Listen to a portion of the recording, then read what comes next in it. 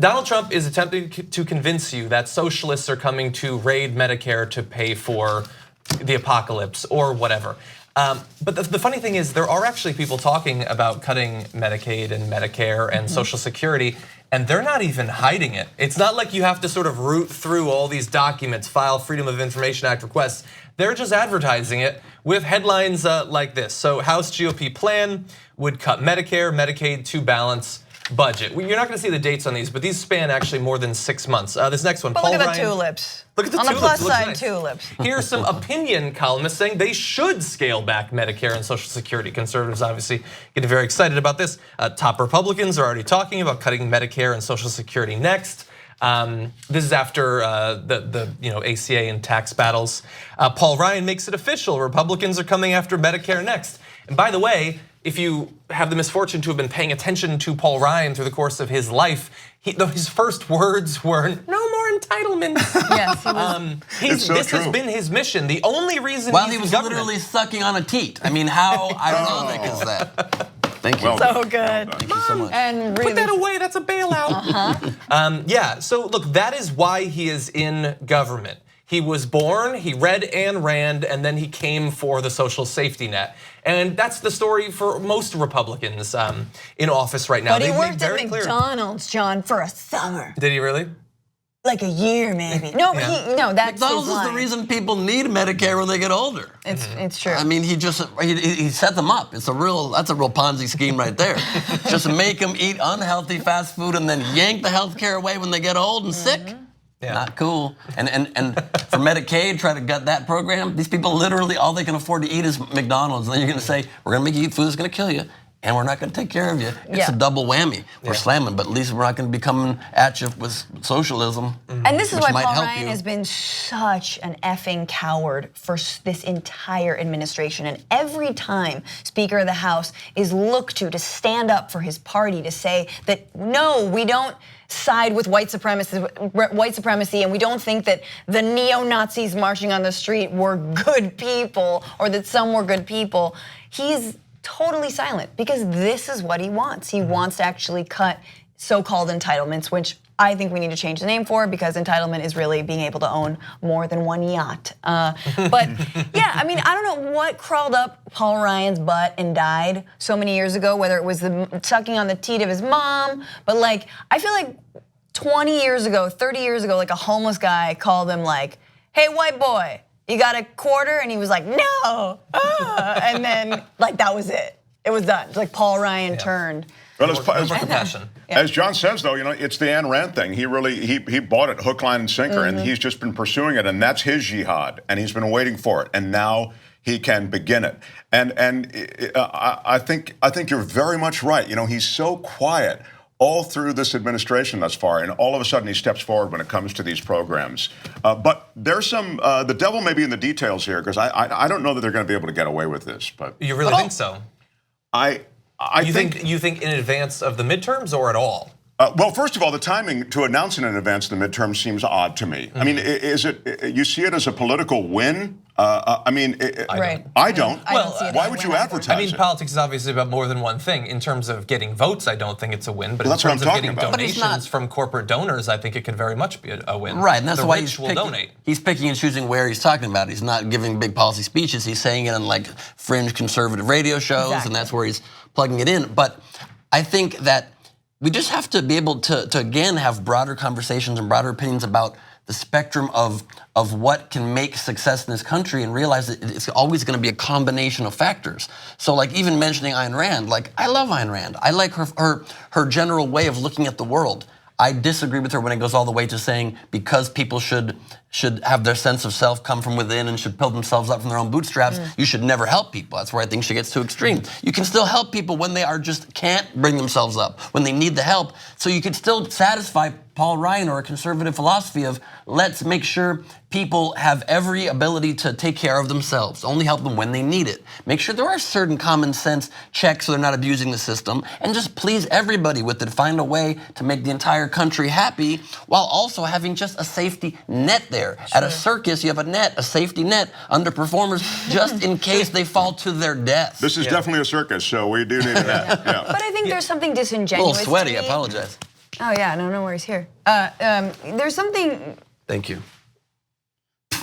We gotta take a break. You offered. There's something disingenuous to me though about the whole like, hey, it's okay to like, I mean, I haven't read Ayn Rand, but I think that the ideology of free market thinking and just like, I think total libertarian like thinking is actually disingenuous because the people who are supporting Paul Ryan and these powerful Republicans are big right-wing think tanks. They are private foundations, the Bradley Foundation, the Koch brothers, and the Americans for Prosperity, and so many other dark money groups and think tanks and 501c4s or whatever they're going as now.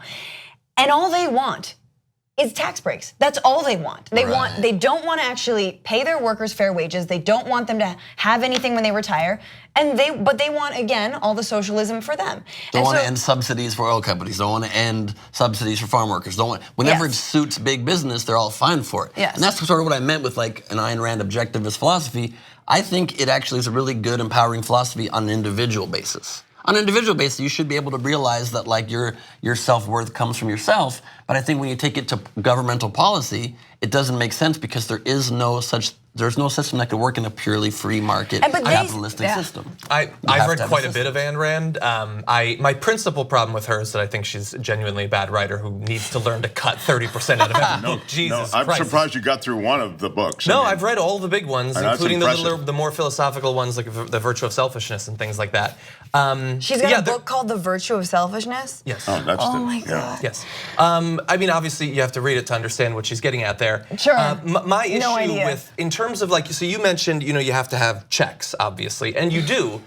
And we do. So that's my issue, is that the reason that Republicans push things like voter fraud and the need to drug test people on welfare is not because in either of those cases we have a genuine problem, but to cause people to distrust massive programs, regardless of what is actually going on. And they're very successful at that. And again, as with what we were talking about earlier with socialism, there's no counter argument. You're not constantly having Democrats go on MSNBC and say, hey, did you know that people on welfare don't actually use drugs at higher rates than people that aren't on welfare? I don't hear that every night. I don't hear them saying, hey, did you know that you're more likely to be struck by lightning while being bitten by a shark than actually commit voter fraud in this country? I don't hear that because it's kind of a ridiculous metaphor. But you get what I'm saying. No, that actually happened to me one time on the way to the polls. So that was a really weird day. It's unlikely. Hat trick. Yeah. Of course, you're right. And I feel as though what they've done is they've begun this propaganda war. I'm talking about the right. And they got through the huge tax cut. I mean, that was almost done under cover of night. It was done so quickly. I mean, the ink was not even literally dry on the page. And now this next, I think these are the early drum beats of what they're really going to try to do.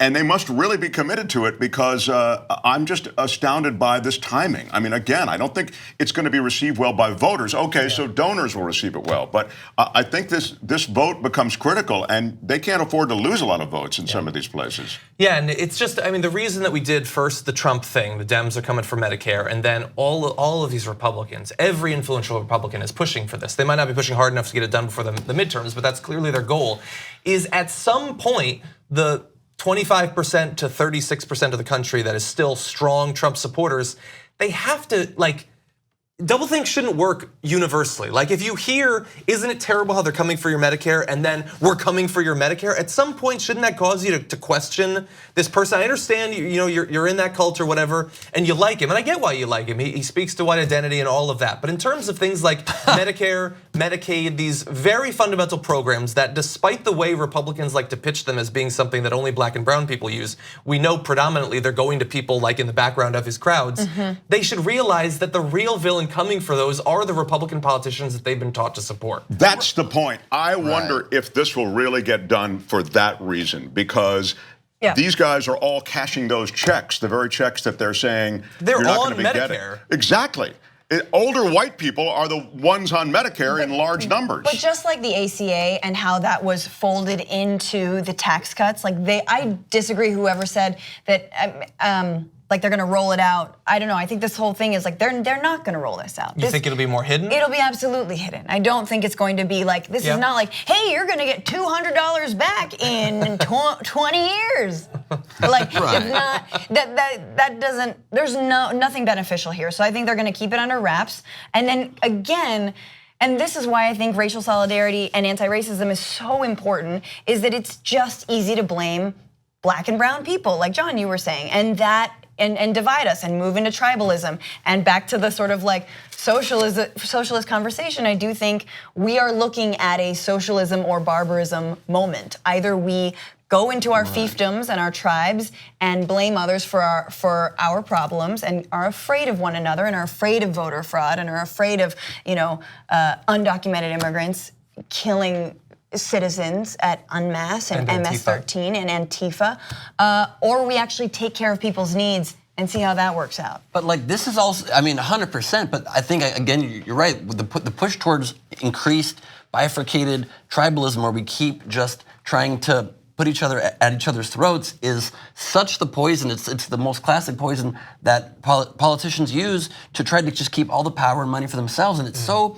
frightening that people haven't caught on to this simple trick yet, right? I mean, not only are they always dividing us as liberal and conservative, as Democrat, Republican, even red and blue, they color code us.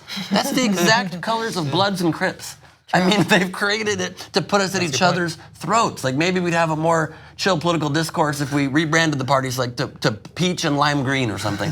Maybe it would calm things down. I want to be peach. You want to be peach? Yeah. I'll do lime green and we can be friends. I hate you already. Okay, you see what happens? I like that map more, that's for sure. I think one of them used to be green, by the way, historically. Really? Yeah, at some point. Not the Green Party either. No. Someone wrote an article where it was when it was standardized, but before that it was actually more varied. But that's, so aside from the obvious point that you pointed out, that it's insane that you can at the same time, at one side of your mouth, say Democrats are coming through Medicare, and then saying we're actually going to take your Medicare, just as long as the Democrats don't do it. Right. Yeah. The problem is when you allow, like you were saying, to demonize programs and the people who are recipients of it, it just so clouds the actual issue. It takes you into a small instance of abuse of a program and makes it as though that's the entire problem with the system. And so if you can just keep the issue about, look, we're all Americans. We all have one country, one life, one happiness that we're trying to achieve for ourselves, for our families, for our communities.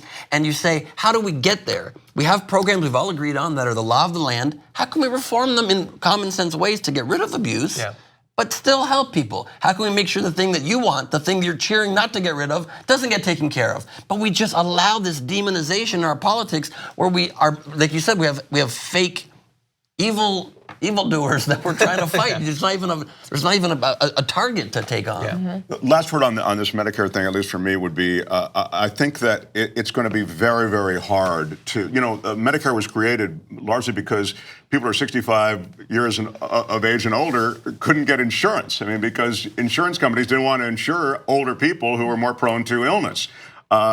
You're going to have that same problem. That's not going away. So again, a lot of those people at that rally fall into that category, and I just don't know. And it's masquerading as, well, we want to bring back the free market so that now you can shop for your own insurance company. You're going to do better. I mean, that's what they're talking about already. And the truth is, we played that tune already, and nobody could dance to it. I mean, in other words, we couldn't find insurance companies that would insure us unless the fees were exorbitant. And it never went away, like as if the Affordable Care Act was anywhere near socialized medicine. It was.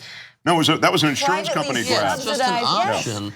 And then again, also it shows how we can't ever think just one step beyond. We can't use our brains one step beyond what's just specifically spoken by a politician to us. So the way they also try to push through their plan to gut our entitlement programs are to say, well, we won't touch current recipients. And then we think, we have no ability to look forward in this country. And so we think people that are on are like, okay, I'm safe, I can support it then. But we literally don't think, but I'm gonna be old soon too. If it's so important to them, maybe I'm gonna need that when I get older. Right. But millennials just live on avocado toast and like pictures of corgis. Strong point. That's a strong point. It's a healthy diet. That selfies, but that thing fuel your soul a little bit. Yeah. The flash and the selfie, I get regenerized. Regenerized? I think that's a word. Thank you. Enough for me. It'll work for Sarah Palin. 2 easy ways to follow the Young Turks. One is hit the subscribe button down below. Then you're a TYT subscriber. And second is ring the bell. And when you do that on YouTube, you're notified of our videos.